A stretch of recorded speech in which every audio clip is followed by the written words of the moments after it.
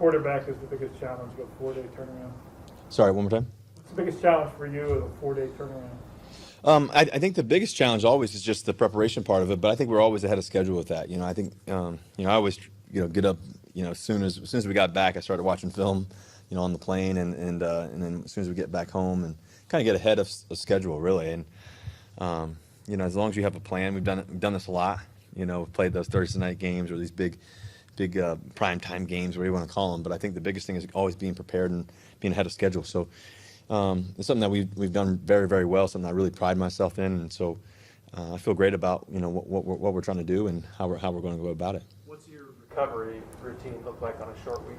Yeah, the recovery routine is honestly the most important thing. It's something that is super important, obviously, to be able to get back after a physical game on Sunday from San Francisco, come back home, start getting treatment right away.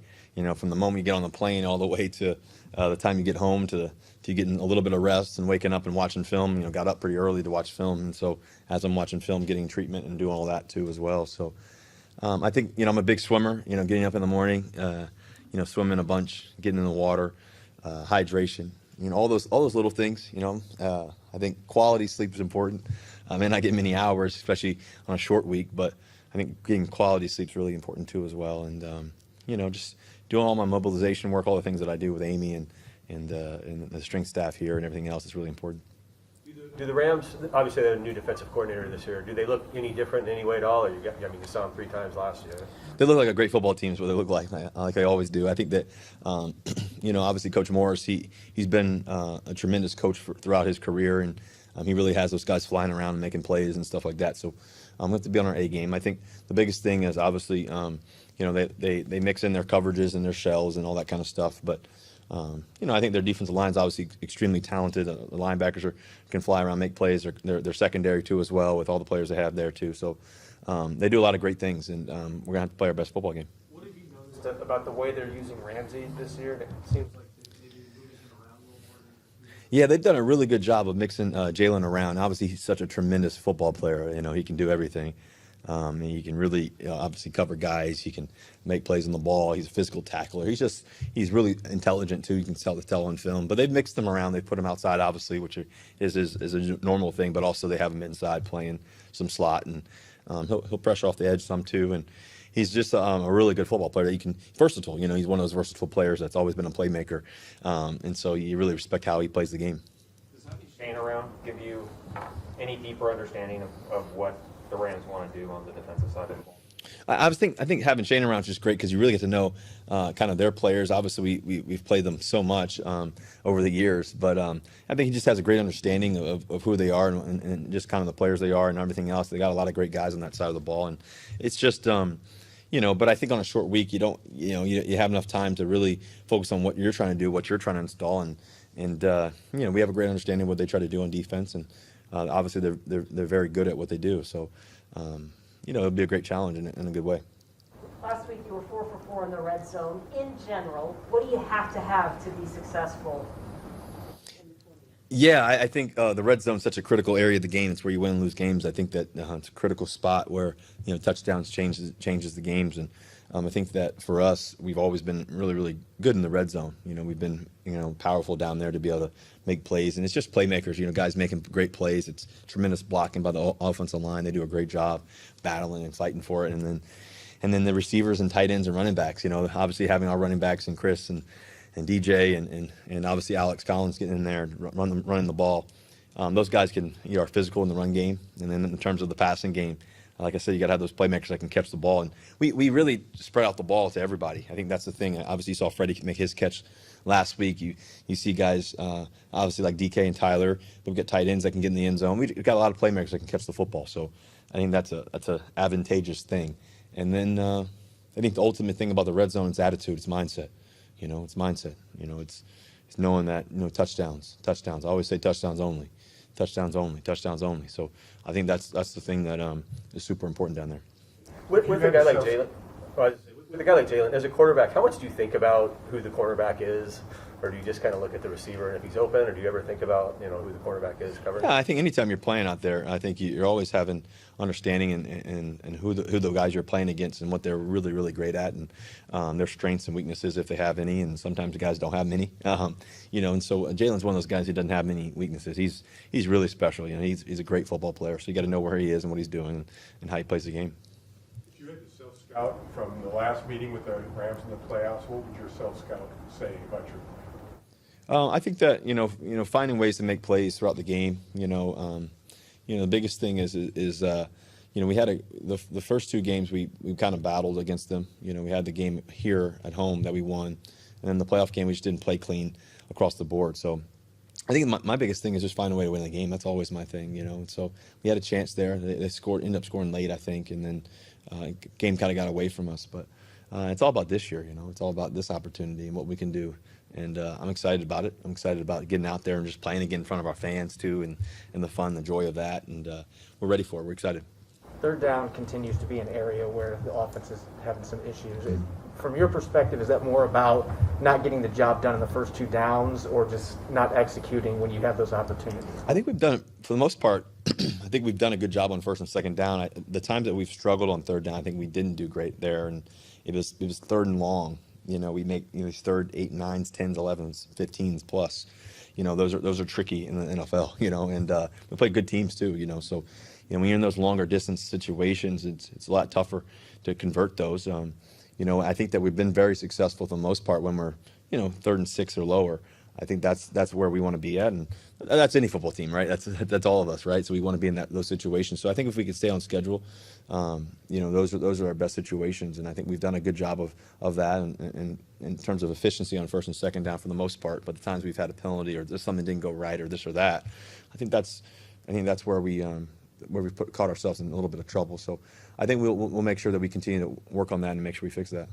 Russ, I heard you say on Sunday that you enjoyed overcoming adversity and the challenges and all that. Is that something that you hope to impress on some of your younger teammates, or do you specifically address things like that, or you just hope that they sort of follow your lead in that regard?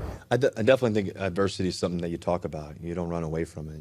You discuss it. You talk about it. You talk about the highs and the lows. You talk about the ways to get through it. I think that anytime you face challenges, I think that having a plan to continue to. I always say this, when you're watching film and you're going throughout a great week, and then maybe the next week wasn't the best or whatever it may be, as a team, as a player, as whatever, you think about, okay, what did we do really well, and then what can we work on?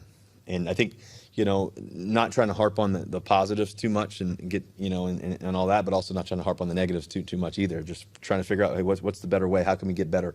This and that. And every game plays itself out different. Each game is its own story. Each game is its own story. And so I think that in life I believe the same thing. Every morning, every day is a new day. It's just one of those things that I really believe, that the sun comes up in the morning and you got to look at it that way. And okay, how do we address today? And I think that's the great thing about this game. That's the great thing about sports. That's what I love about when I was playing baseball. Every day you go up to you have a new day. In football, it's another day to get better. And if you can get better on Monday, then next thing you know, Tuesday's better, then Wednesday, then Thursday, then Friday. You give yourself a chance in life to be successful. And I think that's just kind of always been my mentality and always been my goal is, today is the only day I got, and I'm going to get better today. And so I think to be able to discuss that and to encourage younger guys and younger players too on that, whether it's football or life or Bible studies or whatever it may be, I think it's really important to express that experience that I've gone through, and the good things, all the great things, all the amazing times, and also some of the tough ones too. And you challenge each other to get better, and that's where that love and accountability and that work ethic is so important. And having a plan every day. If you're a young guy, you got to have a plan every day. You got to have a plan of how you're going to approach your prehab, your rehab, your weight room, your film study, your plan. All of that. It all matters, and the lifestyle can't be random. You got to have a plan, and I think that's so important.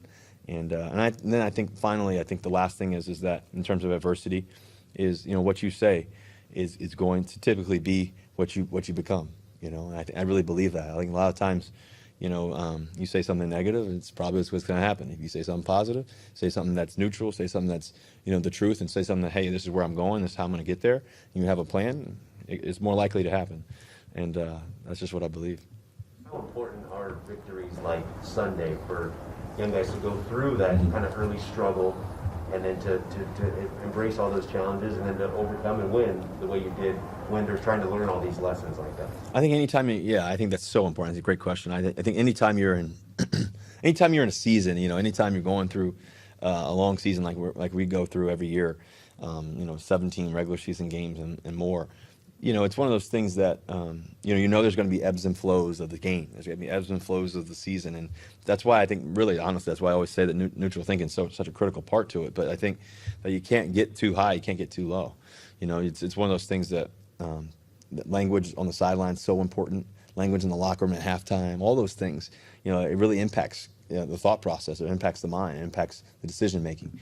And so, I think that's really critical, and I think that those kind of games really actually build you up to be a better team. And I think those kind of games where we were it was battling, it wasn't going the best right away, but it ended up really strong. I think those are the things that you want to be able to build off of, and it shows that we can do a lot of great things too. And we just got to be cleaner and we got to be better, and when we can do that, we have a chance to be unstoppable. Freddie Swain had the big catch last week. How have you seen him kind of grow and mature this year? What I love about Freddie Swain, since the moment he's gotten here, he's put the work first. And I think about this offseason, about Freddie, and ever since he got here, he put the work first. But I think about this offseason when we were down in San Diego and all the guys were all working out together and having a good time and, putting in the hard work. I think the thing about Freddie that was really great was you could tell that he was playing for a purpose. He was playing for his family, he was playing for his daughter, and playing just for this meaning of trying to be the best that he could possibly be. And I really love him. He's an energetic guy. He's a guy who knows his stuff. You tell him one thing, you don't have to tell him again. He gets it. He's spot on. He's extremely smart, extremely cerebral. He's a guy who's got great hands, got great route runner. He's physical in the running game. He just can do everything. And I really love Freddie's mentality. What he brings to the game.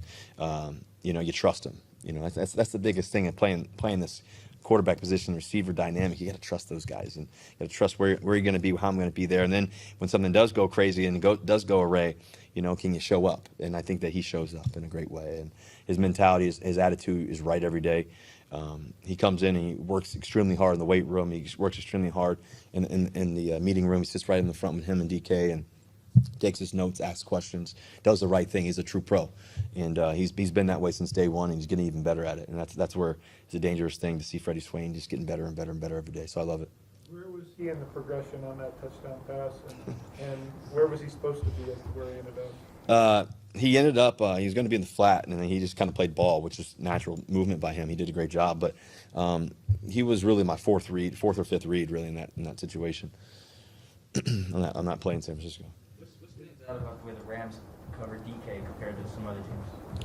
Well, they mix it up. They do a good job of doubling them sometimes, and they single them up every once in a while, and this and that. So I think they do a really good job with their coverage, and they do a good job with their front and their movements and stuff like that up front. So they have a good scheme.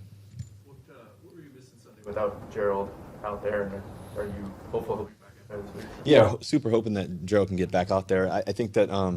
Obviously Gerald's just got this amazing playmaking ability. He's hard to tackle, man. You watch his cut-ups, you watch all his highlights, you watch all that. But also, too, is just his hands, his ability to catch the football is a beautiful thing. So he's got great confidence out there. Gerald Everett's, really a special player. So hopefully we can get him back out this week. I'm not sure on that yet, but, that's what we're hoping for. You've now gotten 5 starts with Kyle Fuller snapping the ball to you. How have you seen him progress now that he's gotten that experience under his belt? Well, Kyle Fuller's maturation, you can go back to last year. I think we played them at L.A., and he stepped in, in the Rams. He did a great job stepping in. He even got dinged up in that game, kept playing through it. I think what I really appreciate about Kyle Fuller is that he's been so dedicated to the process. He's working his butt off to try to be great every day. He's such an athletic player. He's really extremely cerebral too, and he's physical. So you really like him up front. He's got this great confidence about him. So, Kyle's doing a great job of it. Is Aaron Donald probably the most difficult defender in your career? Yeah, I think about some of the great players I've played. you know, I've played some amazing players in my career. You know, I go back to those when you played in Candlestick, you know, and you're playing, you know, Justin Smith and Alden Smith and Bowman and Willis. Those guys were really talented. I think about, you know, some of the safeties and Charles Woodson and some of the guys we've played against, you know, and Julius Peppers, that was cool, you know, playing against him. I remember watching him, you know. I think Aaron Donald's definitely, you know, arguably the best I've ever played against in terms of all the things he can do.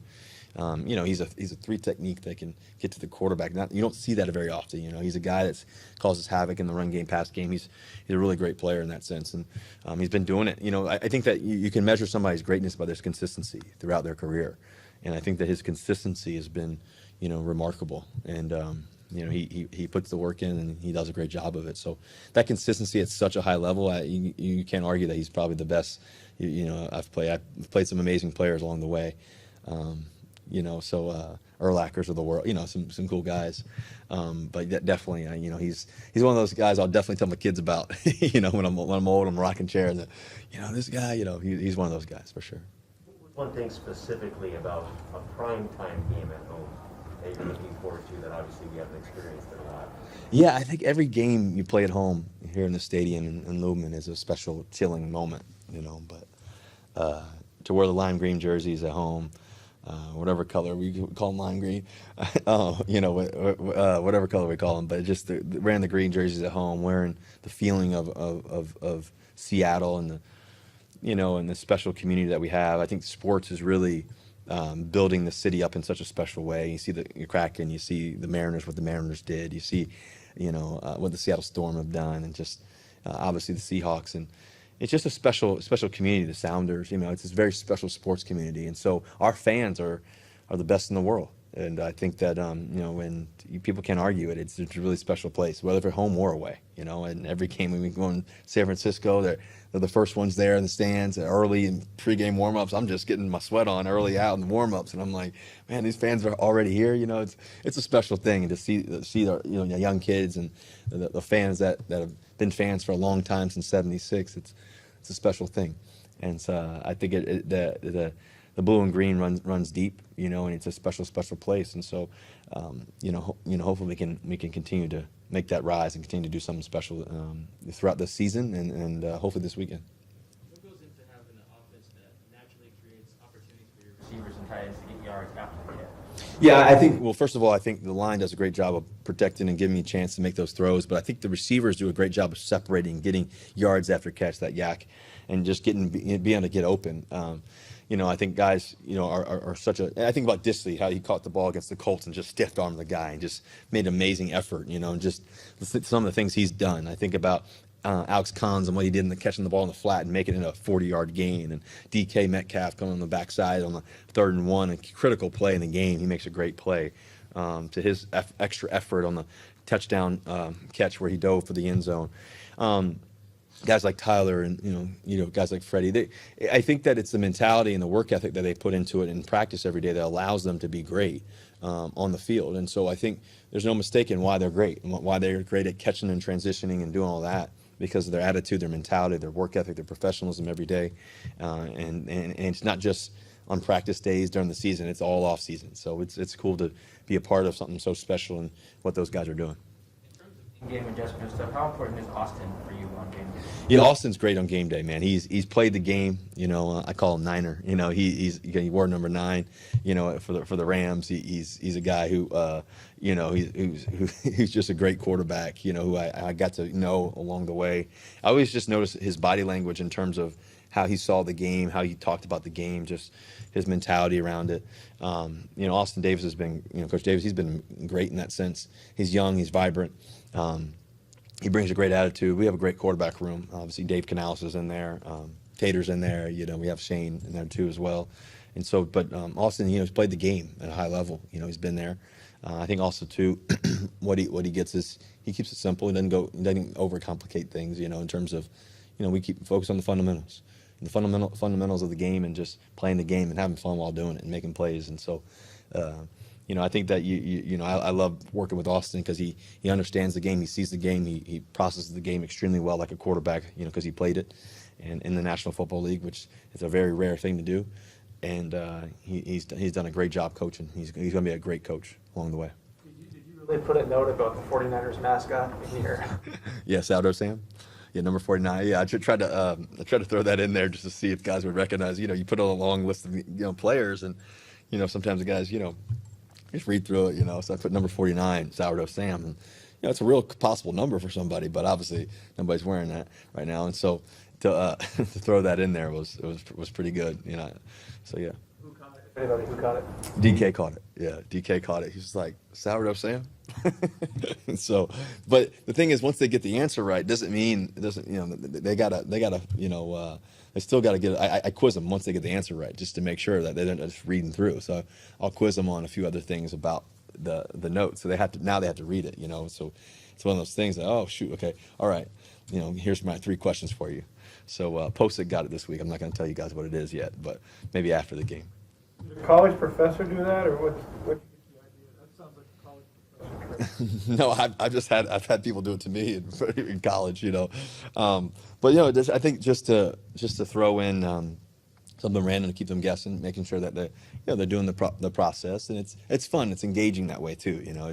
It keeps it fun. It's not just notes, it's not just it's putting a little innovation on it. So I've been doing it for years. It's cool. You had football guys do that to you, mean, or teachers? No, I've had professors kind of do it, and then Coach Bible actually he kind of does it, but he doesn't do it on paper. But he used to do it in college too. Actually, now I think about it, he used to kind of trick you with a question, and it's like, yeah, that one's right, yeah.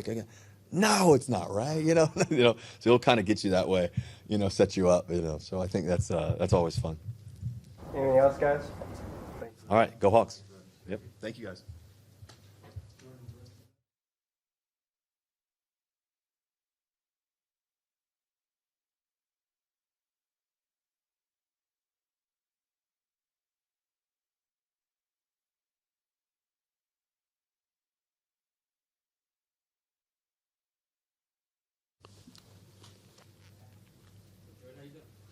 Doing good. How you doing? What does Sean McVay do that maybe stresses the linebackers in particular? They do a good job throwing the ball. Linebackers, we got to be great in our zone coverages and also man coverages. They got some good receivers. They like to spread out the field, go empty a lot. And so this week is going to be a good challenge for us as far as getting in our zones and perfecting our coverages.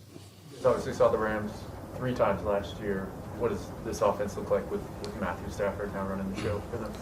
It's a lot different. They run a lot more 11 personnel. Like I just mentioned, they like to throw the ball a lot.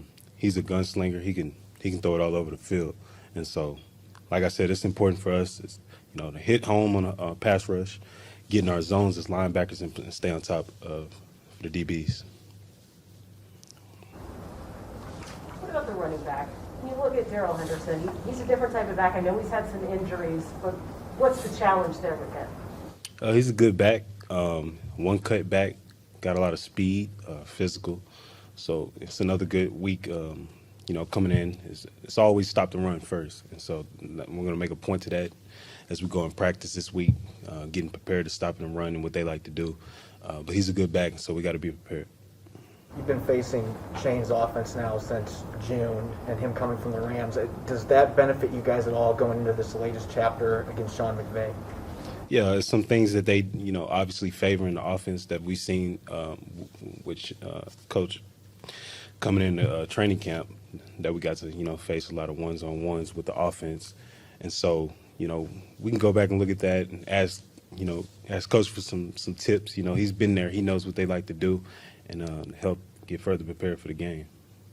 What's your comfort level in just the football experience that you have that you can draw from? You played the Rams now a handful of times, but just in general, the amount of football that you have played that you've got kind of categorized in a library. How much more comfortable do you feel knowing that you've seen more games, more teams, more running backs, all of that? I'd say a lot more comfortable.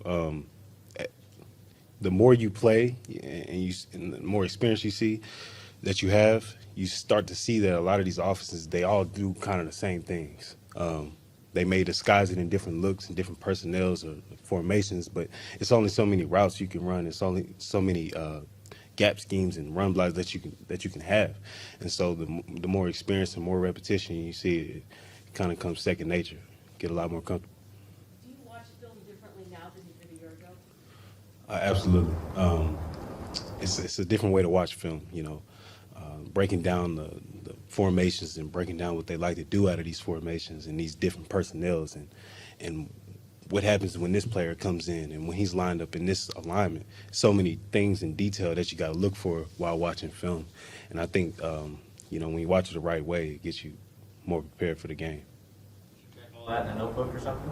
Got to. It's a lot of information, that the coaches do a great job of giving us, players around me. So try to write everything down and go over the notes during the week and have it memorized by game day. Think about how the Rams dress up all their different run stuff with motions, multiple guys. Is that unique to them in terms of how often they do that stuff on their run plays? Yeah, they use their receivers a lot, kind of get them close down on the line. They try to, get some crack blocks and get on the edge. And they like to cut the ball back a lot. They might start off a stretch, reading the running back's shoulders, look like stretch, but they want to cut it back a lot. And so these are things that we got to, stay alert for and be prepared when the time comes.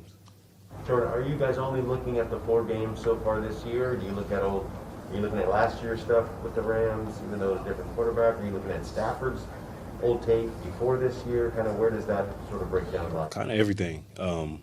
Definitely look at the 4 games that they had this year, and then obviously the 3 games that they played us last year. It's a lot of information that we can get from the games last year that we had. And so that's what we can try to do, watch the film, and get prepared as best way possible. Were you aware of any of the trash talk that they had after the wild card game, the Cabo stuff, T-shirts? Catch any of that? No, I don't feed it in all that, man. That was last year. I was worried about Thursday. In a normal week, when are you feeling fit to play again, like physically recovered?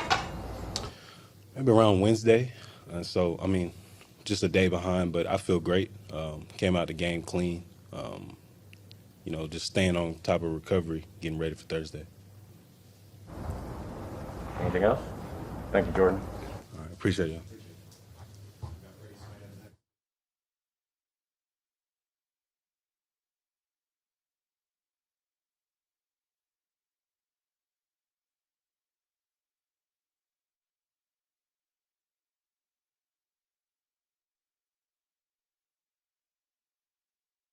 Russ talked about the trust that he needs to have with receivers, particularly in the red zone.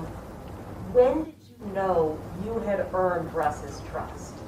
Probably just being on the field. I'm pretty sure you wouldn't be out there if Russ wouldn't trust you. So, just getting work in with him every day, day in, day out. We get red zone work. Just catching the ball from him is just an opportunity to just build trust, and I think I've done a pretty good job at it. He said you were the 4th or 5th read on the touchdown pass in San Francisco. How many times in Florida did you catch a pass as a 4th or 5th read? That happens, and I would say it's pretty often. Got guys like Van, KT. We had a lot of guys in that room, so I wasn't the first read on every play. So just making something out of nothing. What is the key to he can escape? So what's your mindset as soon as you see him tuck a blitz? What your mind goes into then what? Just run and get open. Don't run to get covered. Space the field out so other guys can get open if you can't. So just having an awareness of where you're at on the field. Did you see him escape there, or what did you see?